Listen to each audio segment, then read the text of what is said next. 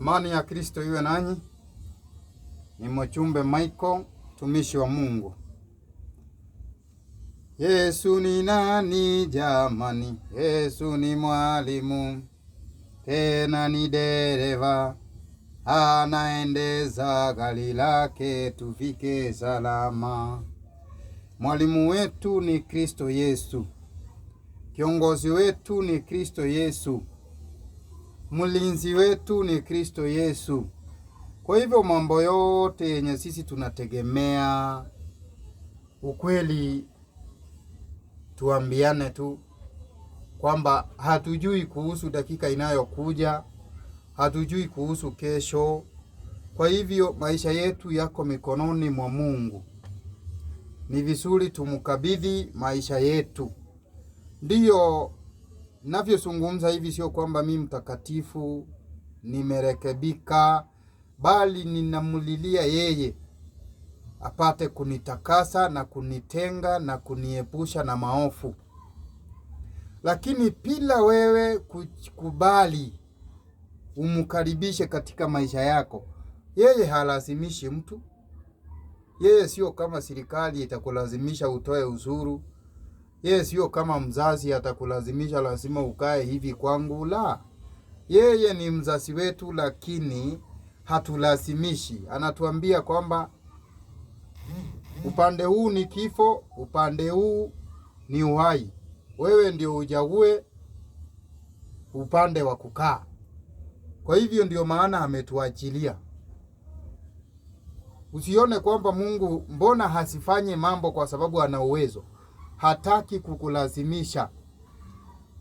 Anataka ufanye kutoka kwa roho yako. Anataka heshima yake. Mbona alimuita Abrahamu rafiki? Mbona alimuita Ayubu rafiki? Hakulazimisha Ayubu mahali popote kuhusu sadaka, kuhusu kumtii, kuhusu kumwamini, wala Abrahamu. Bali walijitolea kutoka ndani yao kwamba kama wewe ndio muumba wa mbingu na nchi, wewe ndio unashughulikia uhai wangu na chochote kile, basi mimi niko tayari kufanya vyovyote vile unataka muumba wangu.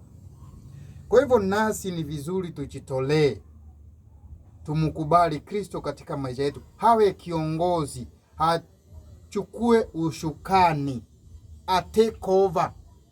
Kuna wimbo moja tunapenda kuimba kanisani kwamba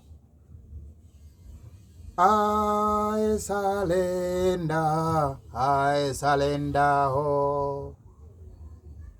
I surrender, I surrender, oh.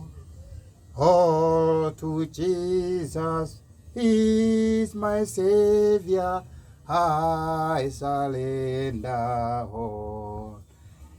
Kwa kweli kama tunaimba huo wimbo kwa ukweli kutoka rohoni, tunafaa kujiachilia, kusalimu amri, kusalimu maisha yetu mbele zake. Wacha nisome fundisho moja hapa kutoka kitabu cha Ayubu. Tuone tunapewa mwelekeo gani na Roho Mtakatifu. Nitasoma kwa jina la Yesu. Ikiwa huna uovu mkononi mwako, uweke mbali nawe, wala usikubali upuzi kukaa hemani mwako. Hakika ndipo utakapopata kuinua uso wako pasipo hila. Naam, utathibitika wala hutakuwa na hofu, kwa kuwa utasahau mashaka yako. Utayakumbuka kama maji yaliyokwisha kupita, na maisha yako yatakuwa meupe kuliko adhuhuri.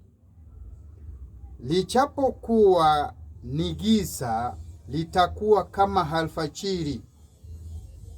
Nawe utakuwa salama kwa sababu kuna matumaini. Naam, utatafuta kando yako na kupumzika katika salama, tena utalala, wala hapana atakaye kutia hofu. Naam, wengi watakutafuta uso wako, lakini macho ya waofu yataingia kiwi, nao hawatakuwa na njia ya kukimbilia, na matumaini yao yatakuwa ni kutoa roho. Yaani hapo mwisho inamaanisha nini? Wahofu wataona giza, na the only hope itakuwa imepaki kwa maisha yao ni kujiua. Ndio unaona watu wengi wamekata tamaa katika maisha, ni kwa sababu hawajampokea Yesu, hawajaachilia maovu walio nayo. Yaani waachilia mzigo, mkabidhi Yesu maisha yako, mwambie niongoze, nipeleke pale unataka, niambie kule tunakwenda. Hata kupanga vizuri. Shida ni hatuna imani, kwa sababu mwanadamu amezoea kuona vitu kwa macho ya nyama, ila kwa imani na macho ya kiroho hatuchaiva.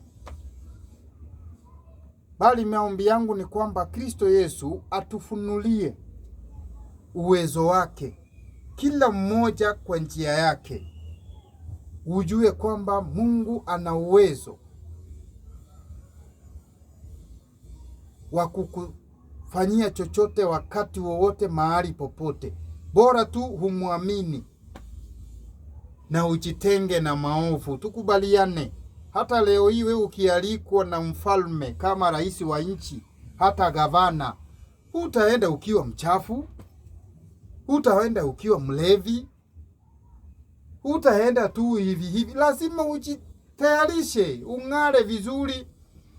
Hata unajaribu kuongea ukiwa peke yako mahali kwamba habari mheshimiwa.